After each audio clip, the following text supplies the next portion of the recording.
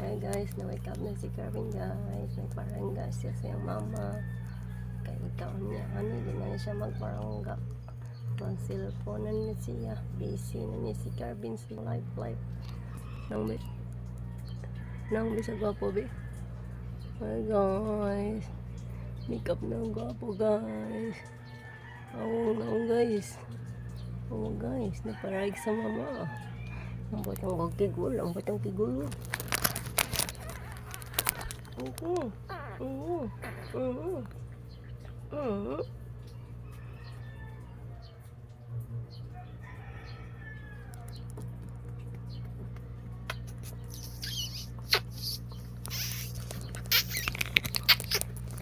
Nagpa-baby man na guys sa mong bata guys ay. Tignan sa si guys, na make up na ka. Make up na Carvin guys.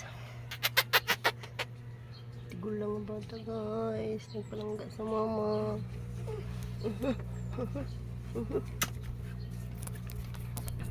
Uy, ang lanay.